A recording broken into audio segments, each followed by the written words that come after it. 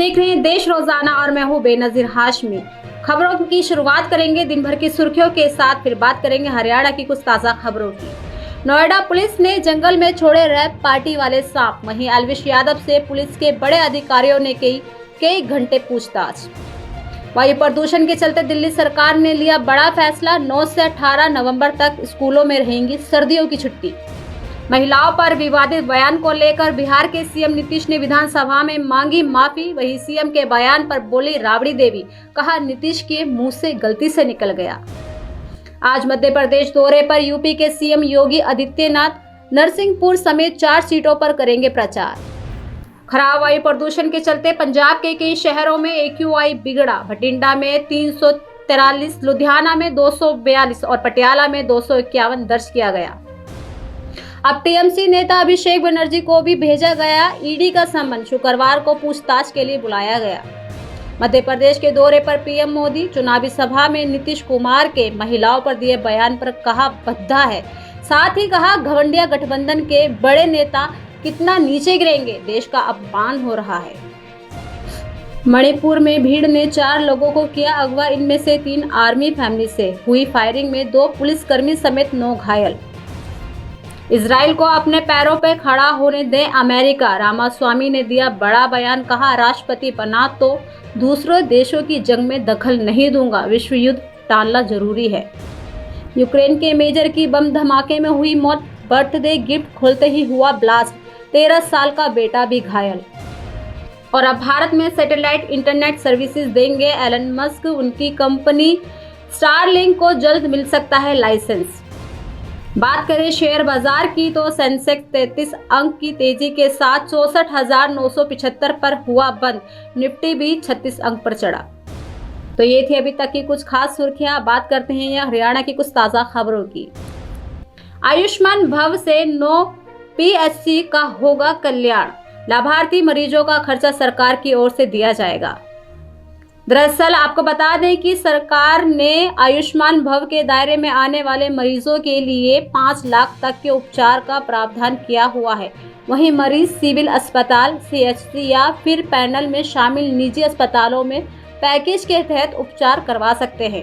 वहीं बता दें कि अब तक पैनल में शामिल निजी अस्पतालों के अलावा सिविल अस्पताल और तीनों सामुदायिक स्वास्थ्य केंद्रों को ही सरकार की तरफ से उपचार की एवज में भुगतान राशि मिलती थी, लेकिन नए प्रावधान से PHC का भी कल्याण होगा।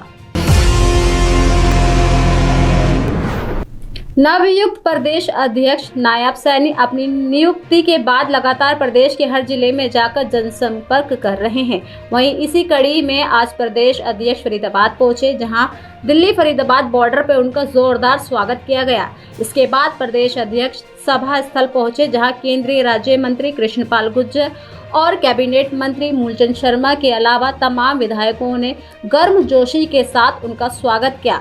इस अवसर पर हजारों की संख्या में कार्यकर्ता और स्थानीय लोगों ने अपनी उपस्थिति दर्ज करवाकर प्रदेश अध्यक्ष का अभिनंदन किया। देखिए एक रिपोर्ट। कार्यकर्ता मैं दिल से धन्यवाद करता हूं और फरीदाबाद की सरदारी ने जो ये मुझे सम्मान की पगड़ी दी है, ये सम्मान ये आप लाखों कार्यकर्ताओं का सम्मान है।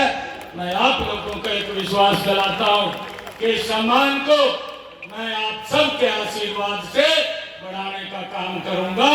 दिन रात जो पार्टी ने आदरणीय कृष्णपाल जी ने और आदरणीय मुख्यमंत्री जी ने, हमारे केंद्रीय नेतृत्व ने जो विचार, जो सोच करके ये जिम्मेवारी दी है, आप सबके आशीर्वाद से उसके ऊपर 100% खरा उतरूंगा। हरियाणा के मुख्यमंत्री खट्टर ने पिंजौर में हॉट एयर बैलून सफारी परियोजना का उद्घाटन किया। वहीं उद्घाटन के दौरान सीएम ने कहा कि आज हॉट एयर बैलून की एक परियोजना की शुरुआत हुई है। इसका अनुभव बहुत अच्छा रहा और निश्चित रूप से इससे बहुत से लोगों को रोजगार भी मिलेगा। 13,000 प्रति यात्रा व्यक्ति का टिकट चार्ज है। इसमें एक्सपर्ट लोग हैं और सुरक्षा प्रमाण पत्र इन्होंने लिया हुआ है। VGF के नाते से जो नुकसान लॉस है 2 साल तक हरियाणा सरकार देगी। उनके साथ सारी बातचीत होने के बाद और आज ये हॉट एयर बैलून का जो एक प्रोजेक्ट है, इसको आज शुरू किया गया है एक ट्रिप प्रातःकाल ये सनराइज के समय से पहले इनको करना होता है, क्योंकि उनकी अपनी कंडीशंस होती हैं, हवा की कंडीशन और मौसम का सारा। और ये जो वादी है, वैली है, इसके अंदर उनको सूटेबल जगह मिली है। ये सब लोग एक हाई एंड के जो टूरिस्ट होते हैं उनके लिए एक ये सर्विस है, तो उस नाते से अपना ये जो उनका एक प्रकार रहता है संपर्क करने का, वो करेंगे। अब विद्यार्थियों को स्कूल बदलने के लिए स्थानांतरण प्रमाण पत्र और चरित्र प्रमाण पत्र लेने की जरूरत नहीं पड़ेगी। दरअसल शिक्षा विभाग ने विद्यार्थियों की नेशनल आईडी बनाई है। बता दें, ये आईडी राजकीय स्कूल की ही नहीं बल्कि निजी स्कूल, मदरसों, गुरुकुल आदि संस्थाओं की भी बनाई जाएंगी। इसके तहत जिले में 2,50,000 विद्यार्थियों की आईडी बनाई जानी है।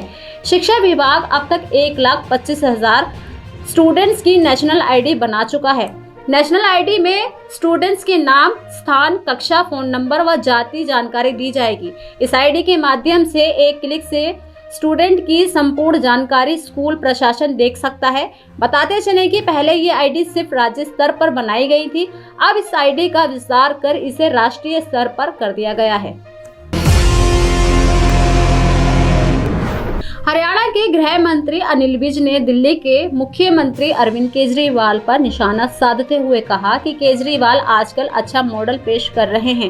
वे जहां जहां भी जा रहे हैं, जहां भी चुनाव होने हैं, वहां पर कह रहे हैं कि वे उस राज्य में दिल्ली मॉडल पेश करेंगे, जबकि दिल्ली के 4 मंत्री जेल में हैं।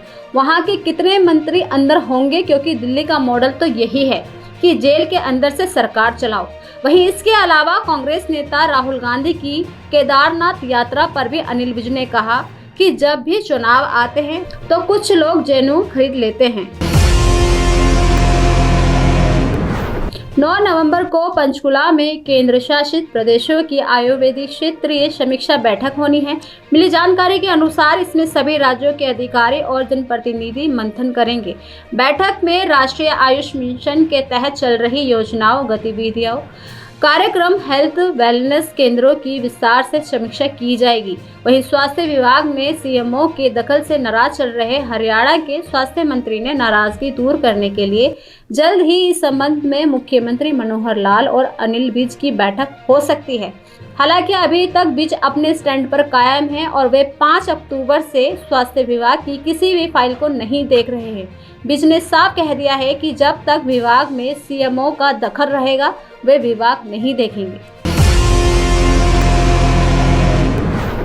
हरियाणा में बड़ा धान घोटाला होने की बात सामने आ रही है। दरअसल मिली जानकारी के अनुसार सरकारी खरीद एजेंसी वेयर हाउस ने 3 राइस मिलों को लगभग 1,70,000 क्विंटल धान मिलिंग के लिए दे दिया, जबकि विभाग ने इस राइस मिलों को सील कर रखा था। चीका अनाज मंडी में फर्जी गेट पास काट कर किए गए करोड़ों के धान घोटाले की जांच अभी पूरी नहीं हुई थी कि एक और बड़ा धान घोटाला सामने आया है। वहीं इस मामले विभाग की ओर से सील किए गए राइस मिलों को सरकार 2 खरीद एजेंसियों ने मिलिंग के लिए करोड़ों रुपए का दान दिया है। इसमें अधिकारियों और राइस मिल मालिकों की मिलीभगत उजागर हुई है। तो ये थी अभी तक की कुछ खास खबरें। कल फिर होगी मुलाकात ऐसी ही कुछ खास खबरों के साथ। तब तक के लिए बने रहिए हमारे साथ और देखते रहिए देश रोजाना। नमस्कार। हमारे साथ जुड़े रहने के लिए देखते रहिए देश रोजाना का YouTube चैनल सब्सक्राइब कीजिए। साथ ही देश रोजाना की खबरें सबसे पहले देखने के लिए प्रेस कीजिए बेल आइकन।